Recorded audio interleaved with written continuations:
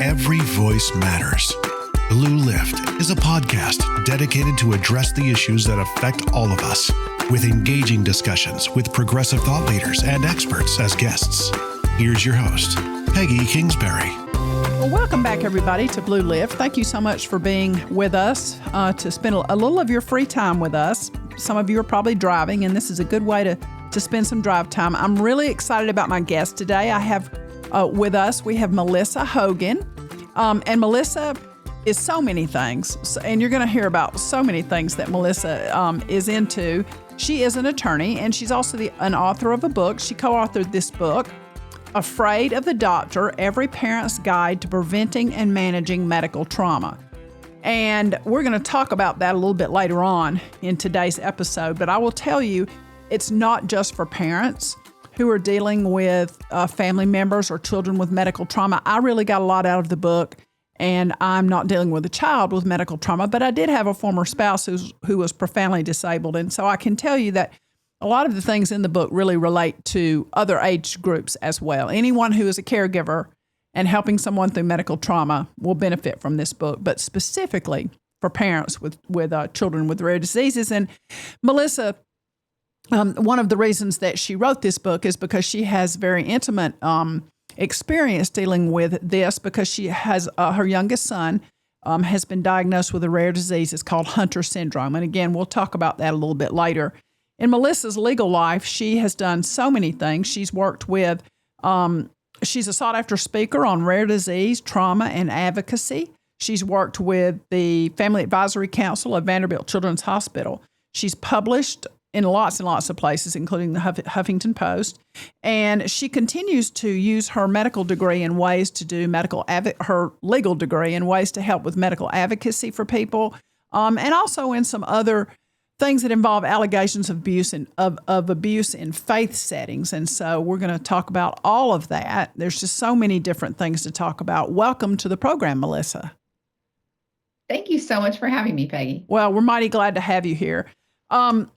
I know that one of the things that you and I briefly discussed by email is that you share with me a past in Republicanism, a pretty deep past as being a Republican. And I want a short synopsis of how you got to where you are now, from working for with Marsha Blackburn to what I think you consider the center of the political sphere now, but maybe leaning a little bit left. Yeah, it's been a wild ride. I mean, I came about my Republicanism legitimately as a child to Republican parents, Democratic grandparents who were in the union and worked for GM in Michigan. And so I actually used to bring up politics as a young child just to see my parents and my grandparents kind of go at it, which was just interesting for me. And my major was in political science and in communications in college. And then, as a child of the Reagan era and thinking, lift ourselves up by our bootstraps, and we work really hard. I didn't see at the time a number of different advantages that I had been given and that I, grew up in. My parents did divorce when I was younger, but we were, middle class. My grandparents, we had family support. To no credit to myself, I was intelligent. I was hardworking. I worked hard in school, got a full ride to college. And so I, of course, credited, myself and different circumstances with how that comes about. And everybody can do that, right? And so then, studying politics in college. And then I went to law school and came out and then clerked for a very Republican judge, a female judge, and all female clerks. We were all hard right-wing Republicans. And this was during the Bill Clinton scandal. Oh. So I was waking up reading the Drudge Report. I was listening to Limbaugh, we were just, how in the world, this is just so ridiculous. Integrity matters, all of these things. And we didn't even have the knowledge or terminology to appropriately classify Bill Clinton's actions there, not really as an affair, but as, a powerful person, very much using that power to potentially manipulate and coerce an employee, a Right. young woman, to a sexual relationship. So we were just still looking at this as an affair and how terrible. And so that is the Republican era that I grew up in. And then after college, I worked at a law firm, and I was the chairman of the Davidson County Young Republicans, which Davidson County is Nashville. And then I was the general counsel of the Tennessee Young Republicans. And in that context, we did, good work in the community as well, but we also, we fundraised for Marsha Blackburn. She was a state senator at the time. I believe a friend of mine was on her campaign staff. I didn't specifically work for her, but, we attended fundraisers and did other things, and, thought that these people were, doing the right thing and had integrity. And I went to, I did work on some of the campaigns for Republicans at that time, including volunteered on George W. Bush's campaign. And we were at the Young Republicans convention, actually, when the whole thing blew up related to the Chads. And they made a call for some of the Young Republicans to go be observers in Florida. And I couldn't at the time, it was around Thanksgiving, but some people did. And so we really, we're deeply into, I went to George W. Bush's inauguration, which was, the only inauguration I've been to. Stood in the rain. I was hard in, but, as life would happen, things started happening in my life that opened up my eyes to areas of life where I thought I had the answers. I thought I knew things, but there were people, there were life experiences, there was exposure to things that I had to just really reckon with and realize, oh, I was so arrogant. And I thought I had the answers, and I thought everybody could do what I did. And so it just slowly kind of chipped away. And then it chipped away over time, but then it really blew open when the Republicans embraced Donald Trump. And it like was a crack in my universe of, wait a second, I thought we cared about integrity. I thought we cared about helping people and not allowing powerful people, especially to manipulate. I'm a Christian, and it's an important part of my life, and much less allowing people like Donald Trump to take that and manipulate it to achieve their own ends. And so that's really how the biggest shift, and then it's kind of continued since then. And that's a more common story, I think, than a lot of people know. I've had Nancy French as a guest, and her story is very similar, being deep in on the Republican side of things. And my story is somewhat similar. But I also love the part where you much like I did, come to a point where you realize, oh, some of the things I have not been solely because of my hard work. Some of the starts I had, some of the seats at tables I was given, those things are privilege, and it's okay to admit we have privilege.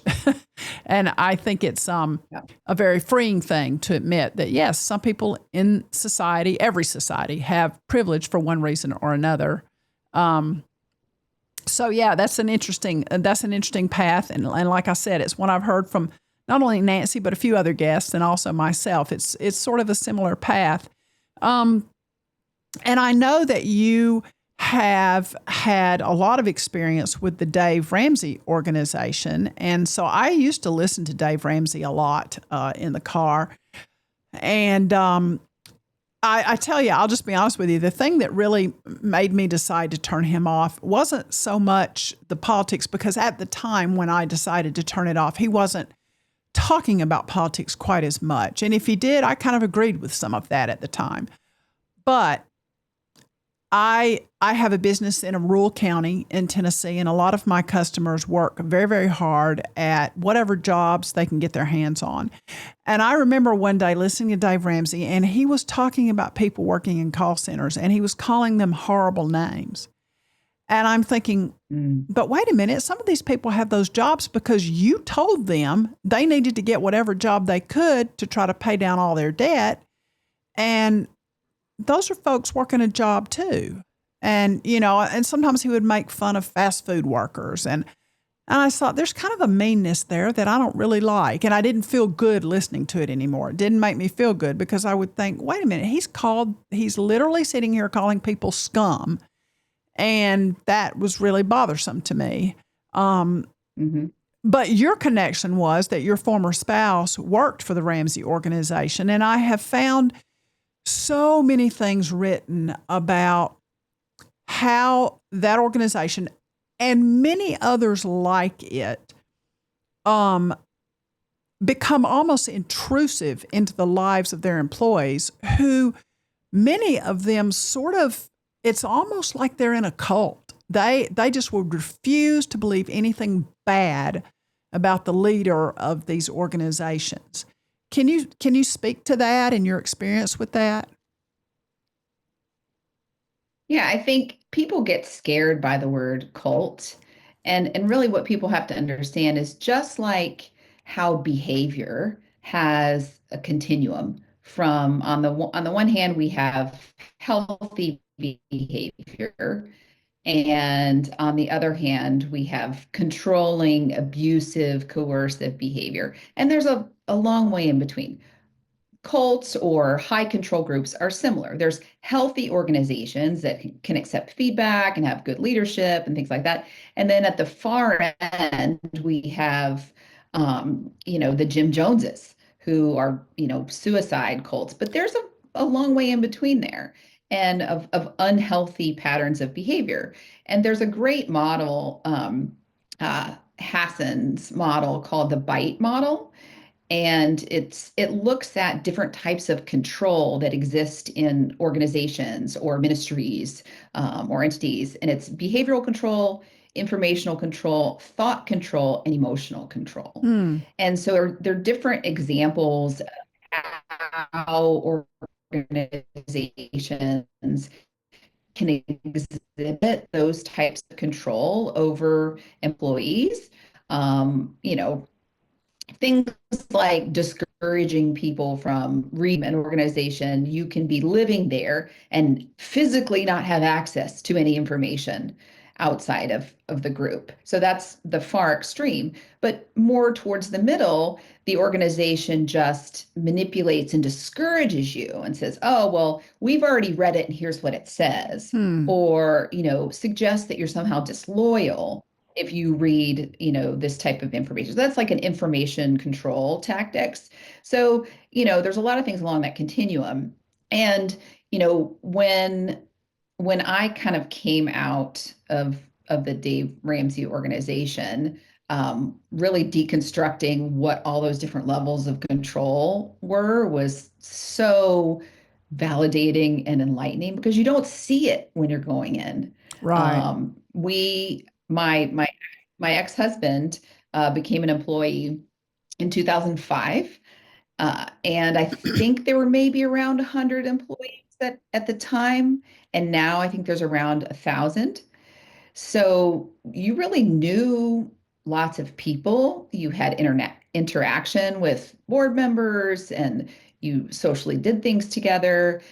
And yes, the interview and the process of kind of rolling into the organization, I now realize there's this kind of a self-selection. So people who maybe have some kind of a background where they have, lower boundaries and, that's normalized for them to have someone be intrusive and controlling and ask for information that other people would go, wait, that's not normal. So you kind of gravitate toward what's normal for you, which is similar to any kind of abusive dynamic. If it's normalized in your childhood or other relationships. And then, the process weeds out people who would otherwise see this as intrusive or abnormal or as crossing boundaries. So when you get to the end of, and they'll admit this is a long interview process for them. Right. And so by the end, you kind of get to the people who are willing to tolerate and see it as normal for this level of control over your personal life, over your relationships, this level of information that you have to give over to them in order to be employed there or stay in people's good graces. And it's very much like an abusive relationship, or a high control group that exists there. That's very interesting. I hadn't thought about the fact that most employees who are there arrive already used to some sort of, I guess I'll just call it manipulation by higher authorities. Because, I'm thinking, gosh, first of all, I would never apply to work there. But second of all, the minute the interview got into some of those intrusive questions, I would say, what? No, this is not where I want to work. We'll be seeing you later.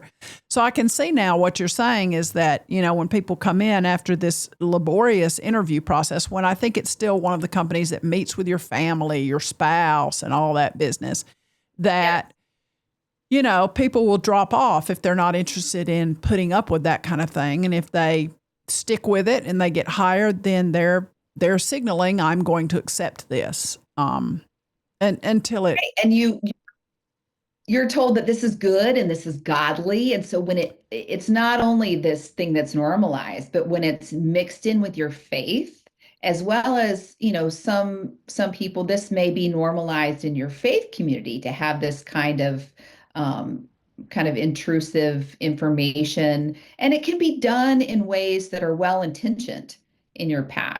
It doesn't have to be that you've experienced some type of abuse or manipulation. But in this case, when it's then used to kind of control your thoughts and emotions and things like that, that's the deeper you go, there's a sunk cost. So you're in, and a lot of people come in from out of state and they move. right. And so your sunk cost is greater because you've moved here for this job and you have like a moving allowance that you would have to pay back. And so there's a concept called betrayal blindness, where the cost of seeing certain things is too great. And so your brain protects you, and you just kind of whoosh them away and set them aside because you can't make the decisions that would be required if you saw what was happening. Similar to in my marriage, when terrible things were happening and affairs and abuse and different things, my brain could not. I was not willing to say, oh, I would get divorced, or I was not willing to leave.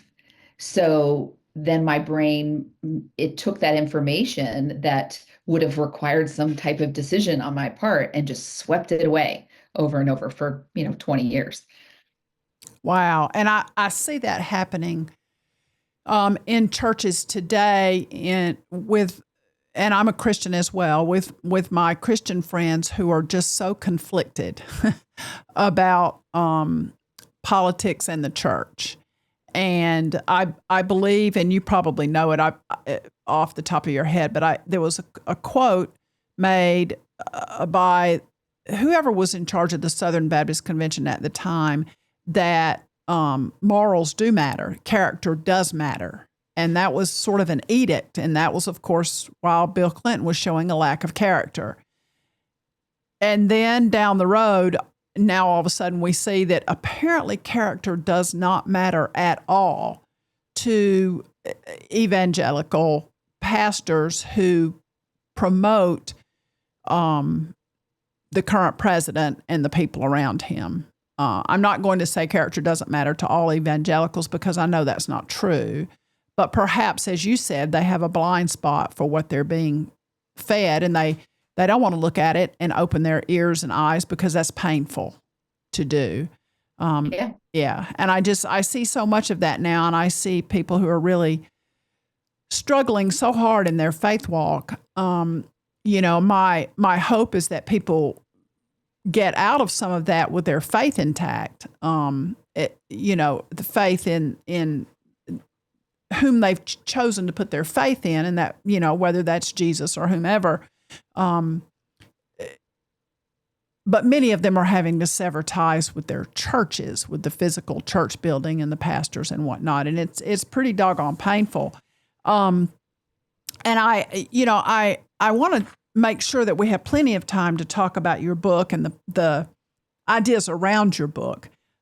Because you and I could sit here and have a really good time with lots of gossip about Southern Baptist and all of that, because I have very deep history in that.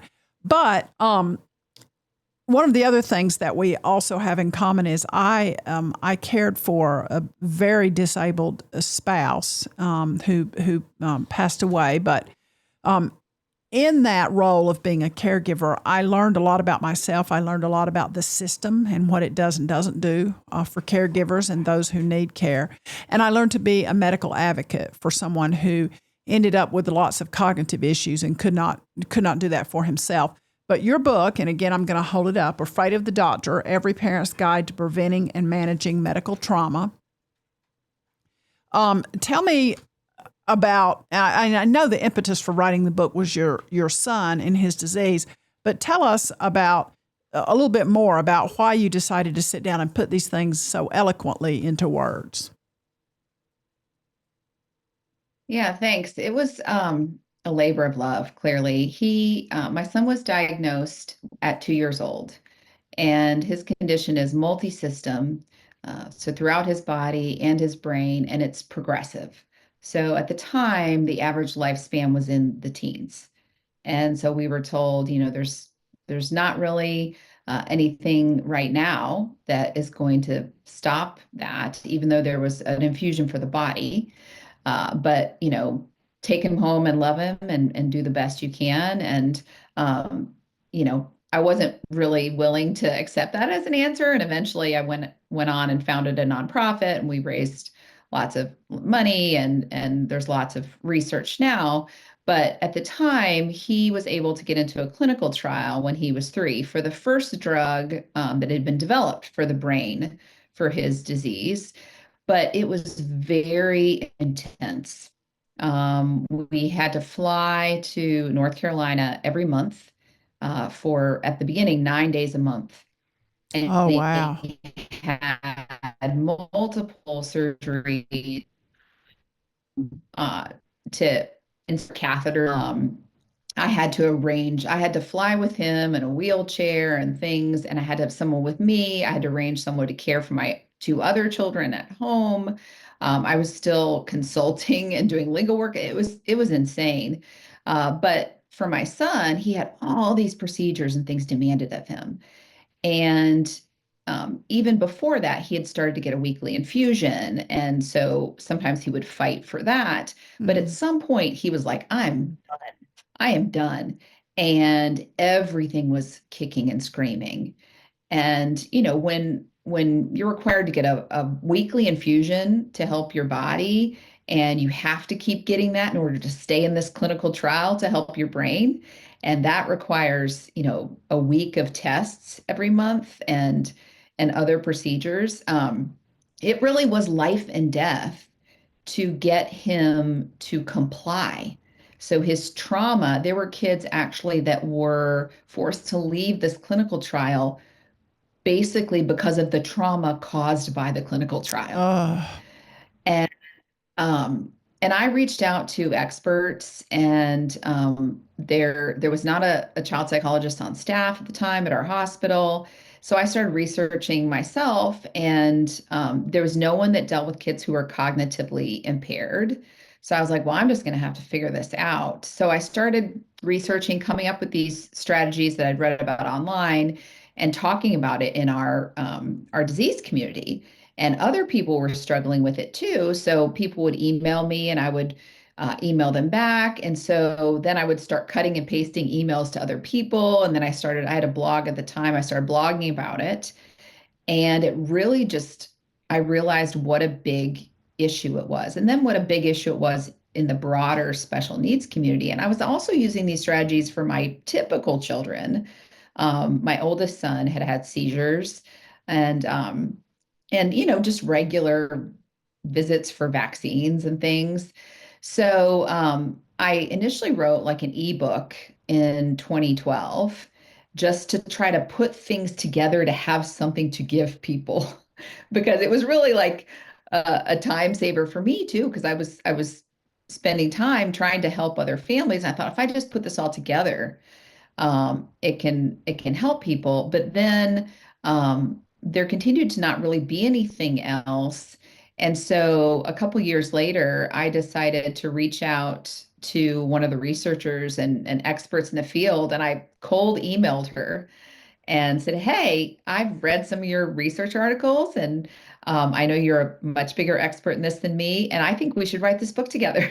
Oh, good for And you. she couldn't believe there wasn't a book already because she's one of the leading experts in this field. And so yeah, so we ended up. She's a psychologist with an expertise in medical trauma at University of Kentucky Children's Hospital, and the head of the department there. And so we wrote the whole book, having never met. We actually launched the book during COVID.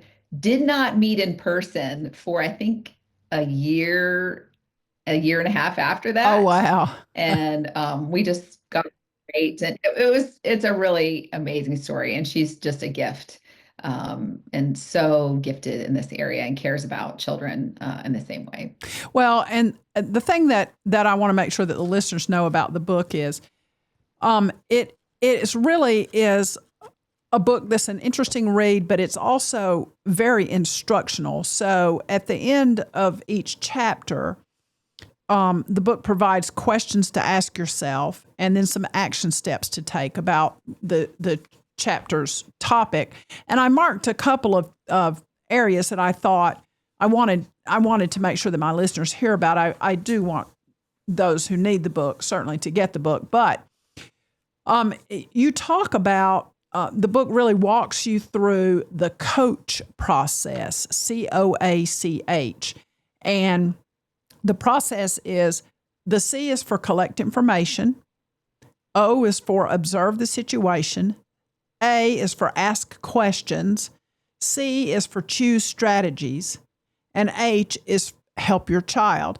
And as I was looking through that COACH process, I thought when I was in the situation of being a caregiver and someone else's voice for medical situations, I had no idea this existed, but by the time I made a lot of bad starts and had many failures along the way, I had arrived at actually doing this to make things work. It's the only way I could figure out to make things work. So I would study, get on the internet and study everything I could about what this new treatment is that they were supposed to be trying to use.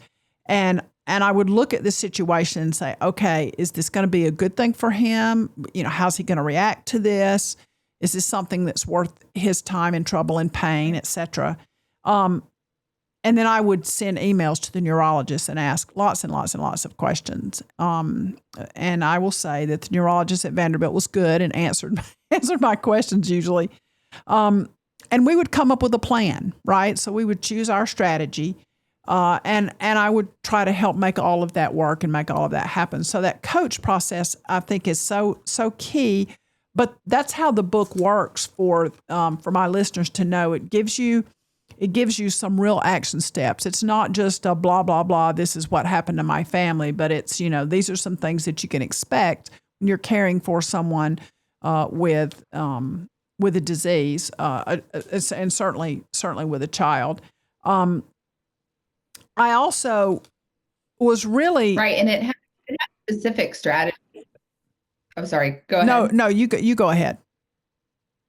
I was saying it has specific strategies, so very specific, tangible things that people can do. And it's also meant to be very empowering. There's a thing talking about our identity as caregivers and that, we're the leader of that person's medical team as opposed to a more patriarchal medical system that used to exist. And so it's meant to really be empowering for anybody that reads it.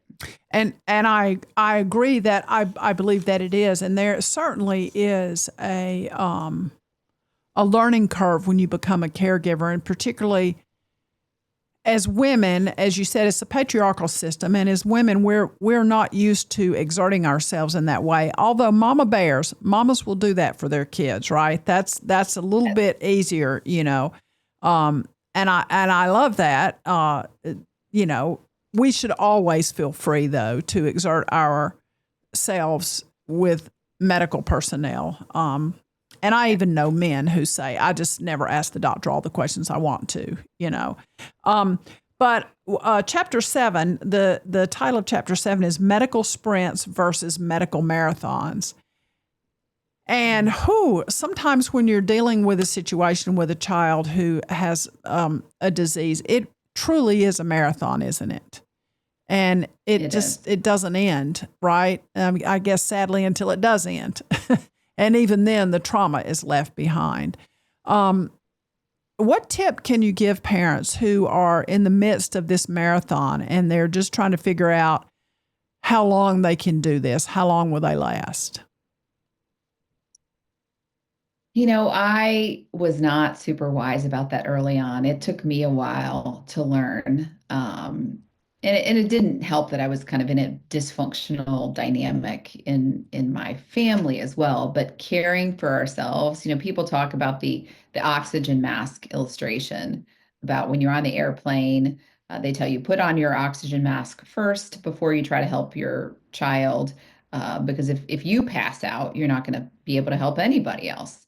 And that really is true in terms of self-care and keeping your own center about you and keeping your own energy. And it took me a while to learn that because you can't see far enough down the road. And, being exhausted as a parent trying to care for this child, or care for a spouse with a condition or a parent, um, is not going to help them or help you. And, sometimes also from the medical provider standpoint, they used to look at these situations kind of as a sprint too. Well, this kid's fighting. We just need to hold him down and get this thing done. But then that causes trauma that comes out later on. And so you have to really look at the long-term implications and say, well, we might need to spend a little more time right now getting them comfortable with this procedure because it's going to pay dividends down the road, in this marathon. And all the ideas of marathons, staying hydrated, doing things to prepare. I have a self-care routine now that, I'm pretty strict about and won't cancel certain things because I know what happens if I do. I start to, kind of fall apart and I can't be there for my son. So I've gotten much better at it now, but I also, again, have certain advantages and privileges that not everybody always has. And so we have to kind of take it where we can get it. Those are good tips. I in my own journey as a caregiver, it got to the point where I looked in the mirror and my own image was fading away because everything is about the one who is ill. That's the way it happens. And I was a very active member of a faith community at the time, and one would think that there would be a lot of support there. But I found a lot of that support perfunctory at best. People would ask how he was doing, but they wouldn't come and mow the grass or bring a meal or sit with him while I could go have a manicure, And people would come up to me, and his name was George, and people would say, "Hi, Peggy, how's George?" it was almost as though I didn't even exist. And I would think, have I changed my name to Peggy House George? Because people are saying, hi, Peggy House George, like I don't exist anymore. Right. And I see parents who are dealing with this marathon. Oftentimes, even when I myself think of them, that's the first thing I think about. And I think that's a real shame, because self-care and maintaining your own identity and being good to yourself is so very important.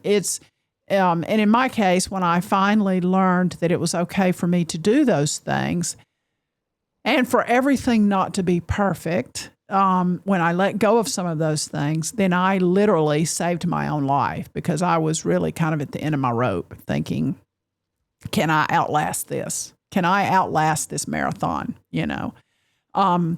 Really hard times for people. And now I've heard stories of some of the resources parents have are being done away with because of the current administration. And that is so scary for a lot of parents. Did you have a hard time not letting the situation with one child damage relationships in the family for the other children? Help us understand how we can help folks who may be experiencing that. It was difficult because there's tangible logistical challenge. Like we only have 24 hours in a day. And so when people say, "Oh, spend specific quality time with each child," but one child's needs require X number of hours or traveling out of town, I mean, it can get very challenging. I think keeping it front of mind is a huge part of it. Um, I I know I didn't do it perfectly. I know I didn't. Uh, I I tried. We tried to keep it light. We tried to involve them in the things related to their brother at the level they could understand Hmm. and bring a lot of joy. I say, after my son was diagnosed, I lost the ability to be embarrassed Hmm. because I dance in the mall. I would do anything to make my kids laugh, and we played outside a lot. We did a lot of walking trails and had a garden, and it doesn't take a lot of time to make children feel seen and valued. And so that is where, even if you're spending a lot more time on a child who is ill, um, it you can involve your other children. It is difficult because kids can't understand sickness and time and death, and but explaining at their level is really helpful. Um, yeah, it's a huge challenge because as a parent, you're often involved in these procedures and you're helping people hold down your child and you're having to, I used to say I would put on this personality of the happy cheerleader. Hmm. And I'd be like, oh, blood is so interesting. It's red and I would, because that's what my son responded to, Hmm. was this happy cheerleader procedure, and I would just fall apart. Um, but yeah, so much trauma and then getting support and having building your own support system, being honest. I was better at being honest with the people in my life about what I needed related to my son and myself at the time. Then I never talked about the challenges in my marriage or things like that. But I was open about things related to my son. And so then I did have a good support system of people who stepped in and helped. And um, again, that's something I'm super thankful for. My church brought me meals every week for 2 years, Wow. and That's great. because we were in the hospital for a day for an infusion, and finally I was like, I think we're good on meals.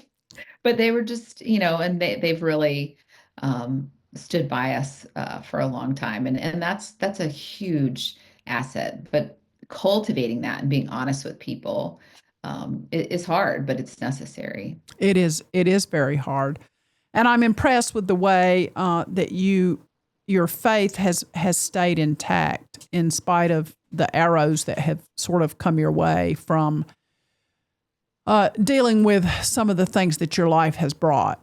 And I know that's been very hard, but I always look at folks who have just been through a lot of tough times and their faith remains intact. And I respect that so much, so much.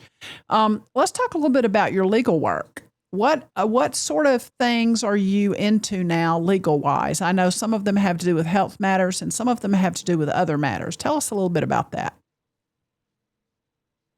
Yeah, so most of my practice now focuses on things related to abuse and trauma, and I kind of do two different things. I do independent investigations into allegations of abuse in faith communities for a nonprofit. So we come in when there's allegations of sexual abuse or spiritual abuse or misconduct, and we come in as independent investigators and evaluate and gather evidence and witnesses and look at those and write a report that often becomes public in some way that says, kind of breaks down, here's what we find to be credible, what we would believe happened in this situation in terms of abuse. Does it qualify as abuse? And often that, especially with spiritual abuse, that's a hot topic right now.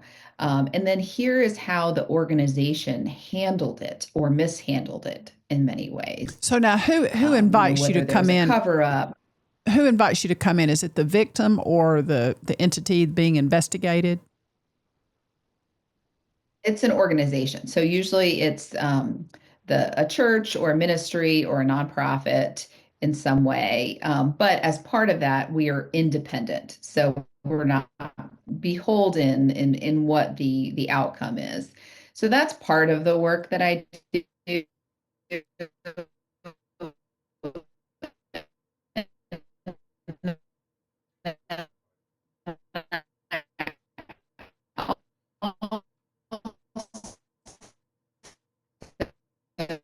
In advisor or hey Melissa, in some type of Melissa, proceeding. hold on 1 second. We're having some Wi-Fi issues here. Hang on 1 second. How does your Wi-Fi look, Melissa? Can you look and see? Is it pretty strong? I think so. I don't see any. It looks good to me. Okay. So we're going to back up a little bit. Obviously, there'll be some editing going on. You had just finished answering the question about the work you're doing, being invited into churches to investigate abuse. And you're beginning to tell me about the other work. So start there if you can. So the other part of my practice or my work is mostly representing survivors in different capacities, whether that's related to advising them about, should I go public with my story or my allegations? Should I sue someone? Sometimes an alleged abuser sues for defamation and someone ends up as a defendant or a witness. Or representing them in some other capacity. So that's the other part of my practice. So let me ask you this question, because I have a little experience in the legal field. I have a master's in criminal justice, and I've been a police officer and an investigator and whatnot. So let's say that someone has signed a non-disclosure agreement, the dreaded NDA, and then they are called to testify. Does that NDA still apply, or can they testify truthfully about what happened to them? It depends on the language of the NDA. Okay. Sometimes there's language that says, you have to engage in whatever legal maneuvers not testify. So it depends on what the language is. But NDAs are another area that I advise people on, or cease and desist if they've been threatened for speaking out, or if they want to speak out. Now, there, especially in faith communities, I have a very strong belief that NDAs are not appropriate if there's any type of misconduct or abuse, or really pretty much generally, unless it's specifically confidential information. Um, but there are ways to also get around that in order to tell your story in a way that provides as much legal safety if you're facing an NDA or deciding whether or not to sign one, and what you'd be giving up if you took a settlement that had an NDA, or what you're willing to live with. Hmm. That's one of the things that when I had Nancy French on as a guest, we talked about some of that. She has worked investigating a Christian camp that has some abuse allegations around it, and lots of NDAs were signed. And in fact, sadly, one of the young men who signed an NDA just couldn't live with any more with the story and himself and the secrets, and he did end his own life. So yeah, I agree with you. I just don't understand how any faith-based organization could ask someone to keep the secret. That's just not that's not at all how that should work. Well, there. And you make a really good point too about and I've written about this before, the link between suicidality and abuse. And I know, even just with my own story, and my own experience in my marriage, in my family, there were multiple points where I was suicidal, because you're so confused. And especially if you are silenced in that way, you feel so alone. I was actually under a gag order for 7 months during my divorce. I think you mentioned my ex-husband was a speaker for the Dave Ramsey organization, and while we were getting divorced, and they had covered this up for a long time, and they actually sent and successfully got me under a gag order.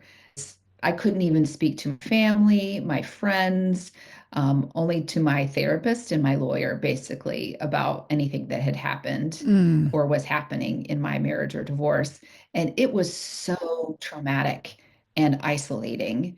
And so you've already endured this abusive situation, and then you're cut off from talking about it or processing it, because you can't just process your whole experience in a 1 hour therapy session a right. week. You are living with the effects of trauma, which includes like, remembering things and being triggered, all of this kinds of stuff.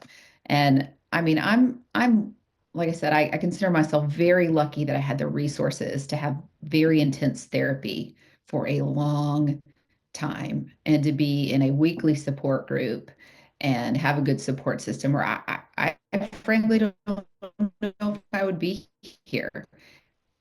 And just from what I've seen, orders for in cases of abuse are so damaging. Yeah, I agree. And my heart really goes out to anyone who's, of course, having to live with trying to keep the secret. And, I'm glad. I think in the corporate world, NDAs seem to be really phasing out. And in many places, they've said, no, you cannot do an NDA. But particularly in a faith-based community, it just seems so incongruous to what churches should be about. And I know in your situation, and I'm sure you're aware of this, when it was happening and you were under a gag order, oh, hon, the internet was not under a gag order. And there was lots of stuff going around about your situation here locally that had to have been extra hard. You could not answer to any of those things. You could not respond to anything that was being said. And that must have been additionally very painful. I wasn't reading the internet at the time that was actually happening, because frankly, my my children were so damaged. They were, and that's one of the huge parts of my heart for the work I do now is the damage that happens to children in environments of abuse is so profound and so also shapes their behavior and how they react. And so I was so focused on surviving myself and trying to help my children at the time, and then also trying to respond to these things that were happening in my divorce that I really didn't see what was happening on the internet at the time. But yeah, I could feel the support though. I at one point, all I wanted, and I frankly had prayed, just please don't let it be me versus Dave Ramsey. Like that's never what I wanted. But then other people started rising up and realizing what was happening and putting pieces together themselves that I never even told them. And that's when you started to feel this groundswell of people who, oh, they see what's happening and they care. And that really was huge for me in trying to put the pieces back together. And the timing was also somewhat interesting because I thought that when many of these things began to come out, that we would see the Ramsey organization damaged in a profound way and changed in a profound way, because I think some of the things that they were doing were valid and legit and needed to be done, and the things they were offering, et cetera. And I, still to this day would not have any desire, for those things to go away. But then the political atmosphere began to change, and any slump in business that happened was quickly wiped out. When Dave just began to fall on the side of the far right wing and bring all those people in. And for those folks who are not around here who are listening, the Ramsey organization is like Melissa said, has about 1,000 employees. It's one of the major employers in the county.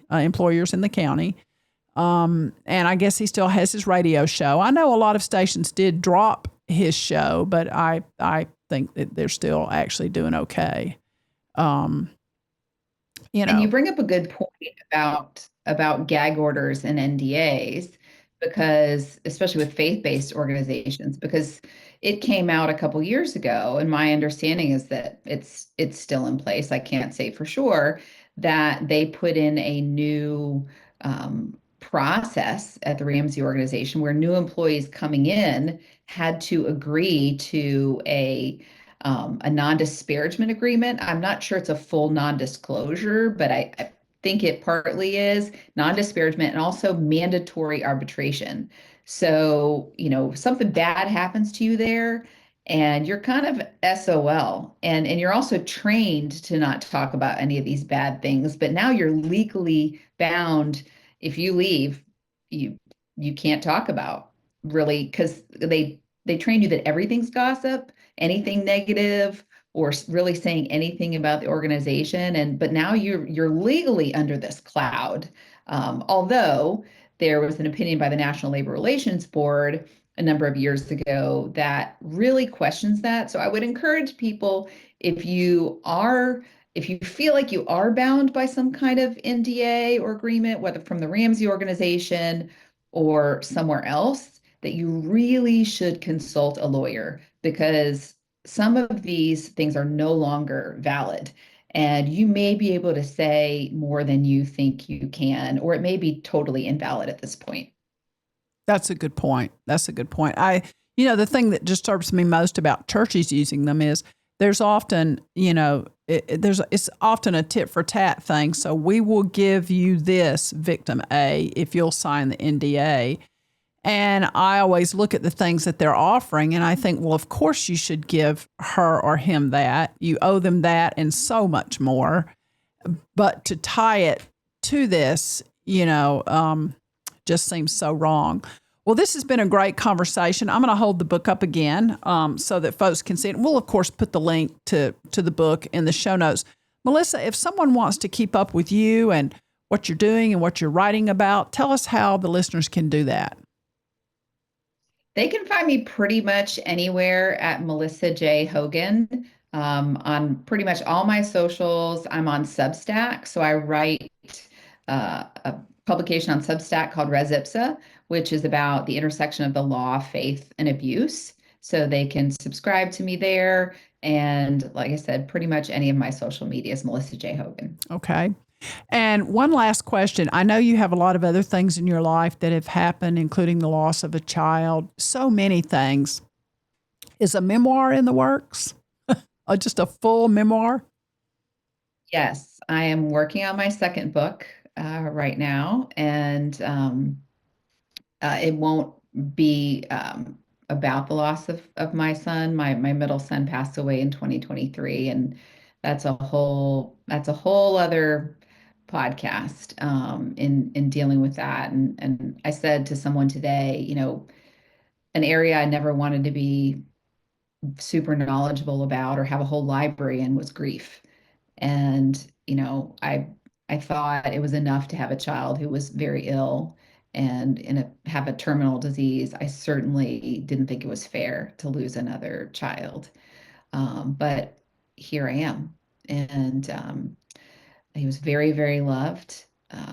And someday later, maybe I'll write that book. But the one right now really is really about, when you grow up with certain normalized unhealthy behaviors, you don't really see them. And then you enter this, unhealthy, controlling, abusive marriage. Then you enter this unhealthy, controlling, abusive company. And how do you get out of that and take back your voice and your power? And really, it's how I did that and have come to the place where I am now. Well, the place you are now is a wonderful place, and your voice is important. It helps a lot of people, and it needs to be heard everywhere. So I'm really looking forward to the second book and then the third book, because I think there's probably definitely one more in there for sure where you get a lot more personal. But I know the journey out of the lifestyle. So I just refer to my past in the church. It became my lifestyle. It was my tether to the world, basically. And I moved around the country a lot, and I could always find a church to plug into and do all the things. And I did all of the things, from singing in the choir to teaching VBS and all of it. And had to sort of unravel. And as our friend says, I had to untangle my faith a bit. I had to untangle all those ties, but remain with my faith intact. So I'm really looking forward to that. And I thank you so much for being here today. I want to make sure that everyone knows that you can find Melissa J. Hogan. She's got Facebook, Twitter, Instagram, Substack. What was the name of the Substack again? It's Res Ipsa, but it's just melissajhogan.substack.com. Okay. And they can find out. I'm on TikTok too. So I've got some videos about abuse dynamics on TikTok. Oh, awesome. That's fantastic to know. So everyone check that out. And we'll put links to all of that in the show notes. Melissa, thank you for spending some time with us today. I know you're a busy person. You've got a world to save. So keep doing what you're doing, and thank you so much. And we'll be back when your next book comes out. We'll talk about that. Sounds good. Thanks. All right. Bye-bye.